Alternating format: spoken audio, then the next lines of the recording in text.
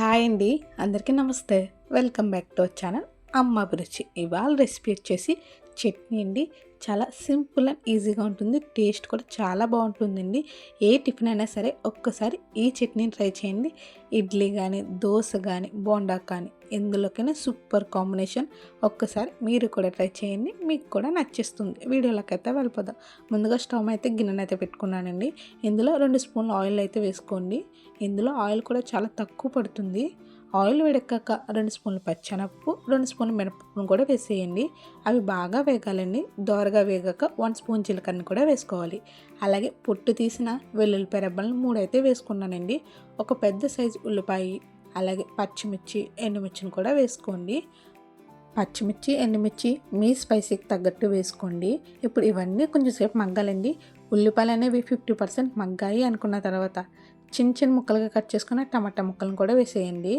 ఉల్లిపాయలు కొంచెం సేపు మగ్గాలండి. వెంటనే టమాటాలను అయితే వేయొద్దు. టమాటాలు కూడా వేసేసాక కొంచెం సేపు మగ్గనివ్వండి. మీరు కనుక ఫస్ట్ టైం నా ఛానల్ చూస్తుంటే వీడియో నచ్చితే లైక్ చేయండి, షేర్ చేయండి. మన ఛానల్లో ఉన్న వీడియోస్ని కూడా చూసేయండి.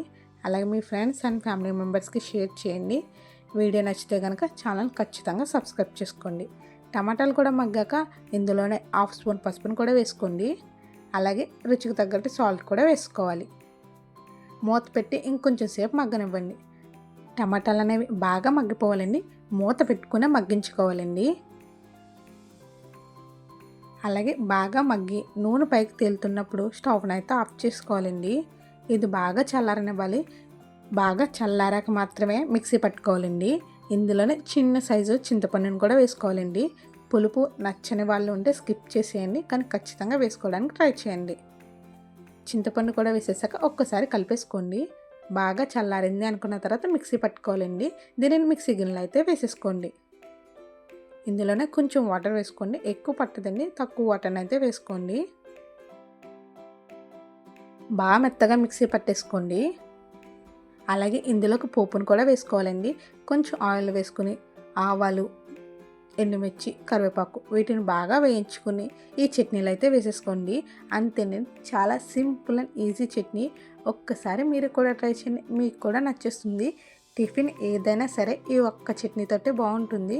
ఒక్కసారి ట్రై చేసి మీకు ఎలా వచ్చిందో కామెంట్ చేయండి. అలాగే వెళ్తా ఛానల్ సబ్స్క్రైబ్ చేసుకుని వెళ్ళండి. మన ఛానల్లో ఉన్న వీడియోస్ని కూడా చూసేయండి. అంతేనండి వీడియో. Thanks for watching.